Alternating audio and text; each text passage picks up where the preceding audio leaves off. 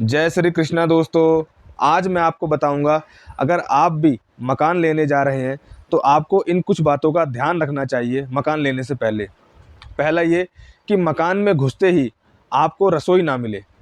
जैसे ही मकान के अंदर एंटर करें और सामने अगर सीधे रसोई है तो ये अशुभ माना जाता है।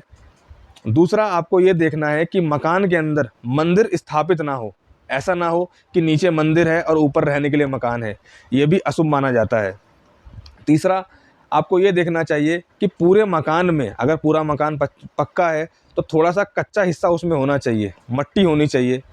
तो आजकल तो ऐसा मकान मिलना बहुत मुश्किल है, तो आप एक काम कर सकते हैं कि उस मकान में गमला ज़रूर रखें। मकान के अंदर थोड़ी-सी कच्ची मिट्टी होनी चाहिए, ये बहुत लाभकारी होता है। चौथा, आपको ये देखना है कि मकान का मुख दक्षिण की तरफ नहीं होना चाहिए। दक्षिण मुख का जो मकान होता है, ऐसे घर में रहने वाले लोगों का अपनी वाइफ़ से नहीं बनती, अपनी माँ से नहीं बनती, मतलब स्त्रियों से नहीं बनती। जिस मकान का मुख दक्षिण में होता है, तो ऐसी घर की औरतें जो होती हैं, हमेशा परेशान रहती हैं या बहुत कलेश करती हैं। तो इन बातों का आपको ध्यान रखना है। और आपको ये भी ध्यान रखना है कि पहले के टाइम पे लोग मकान के अंदर गड्ढा खोद के पैसे रखा करते थे। तो आपको ये देखना है कि वो गड्ढे अभी हैं या नहीं हैं। अगर वो गड्ढे अभी भी हैं, तो आपको उसके अंदर थोड़ा-सा मीठा डाल के उसको बंद कर देना है।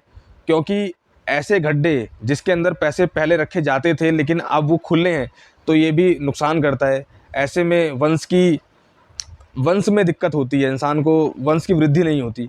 तो आपको ये ध्यान रखना है, अगर आपके घर के अंदर भी कोई ऐसा गड्ढा है जिसके अंदर पहले पैसे रखे जाते थे, अब वो खाली पड़ा है, तो उसको उसके अंदर एक काजू और एक बादाम और थोड़ा-सा मीठा डाल के उसको बंद कर दें। ऐसा करने से घर में शांति रहती है। तो दोस्तों, ये कुछ मैंने 5-6 पॉइंट बताए हैं। जब भी मकान आप लेने जाएँ या मकान के बारे में सोच रहे हों, तो आपको इनके बारे में ज़रूर सोचना चाहिए। इन सबको देखने के बाद ही कोई मकान लें, तो मकान आपको बहुत फलित होगा। जय श्री कृष्णा।